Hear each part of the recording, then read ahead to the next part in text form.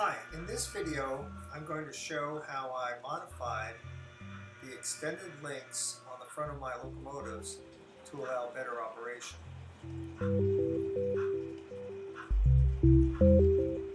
The links that come with the locomotives, as shown here, do not have a lot of lateral articulation, and I need more angular articulation than this to operate reliably on my railroad.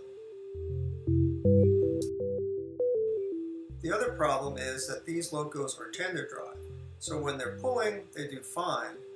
However, when you're pushing, particularly with a heavy load on the nose, as if you're using one of these links, you can get a lot of angular deflection on the boiler, which can cause the drive wheels to derail. Drive wheels aren't driving anything on these locos, they're just along for the ride. So I have to be careful. There you can see how the drive wheels can pop off. So we're going to have to be careful when we do operate with the extended links to make sure we're not pushing too heavy of a load. It should be noted that prototype railroads operated in this era with these extended links, so we need to replicate this if we want to operate in a prototypical manner. This is the first link I made.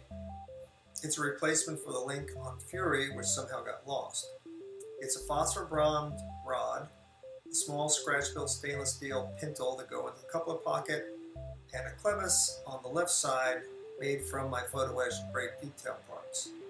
I was going to make a pintle to go into the pilot beam, but then I noticed I could use the existing pintles just by drilling them out to accept a 15,000th inch rod that you see here holding the clevis to the existing pintle. These worked really well and gave me good articulation.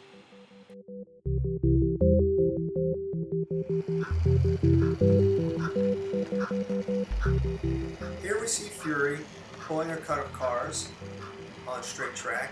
It should be noted that the Aquia line normally operated like this because they couldn't turn locos down and falling.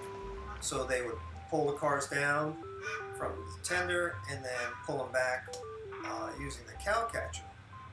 So that's why it's kind of a big deal to have these actually operate on my railroad.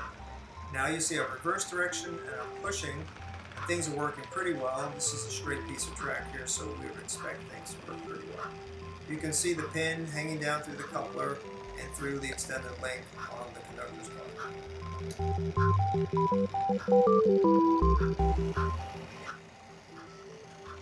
This is a close-up of the link in action. This is a particular tricky piece of track because they're coming off a 30-inch curve into the diverging route of a number 5 turnout. And this piece of track does cause trouble, but we can push and pull with the extended link through here without too much trouble. On Hopped and Witten, I was able to utilize the existing extended links that came with the loco. I just needed to drill out the pintle, the part that goes into the coupler, to accept my track nails that I use as pins, and I was able to take it apart and widen the hole and use a 15,000th rod to improve the clevis's articulation. Here we see Witten pushing a cut of 6 cars through the wide track and onto the wharf at Aquia Landing. This is a critical piece of track work, and testing here is very important. And here we see the 6 cars rolling onto the wharf with Witten pushing using that extended link. This extended link is just a modification of the links that came with the loco. I drilled it out as I described earlier.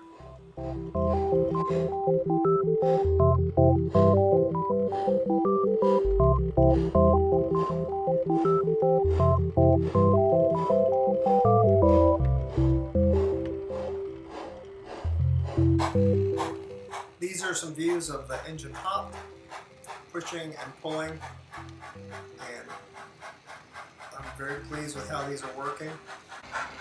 And this is really going to improve the operational flexibility of my railroad in a very prototypical manner.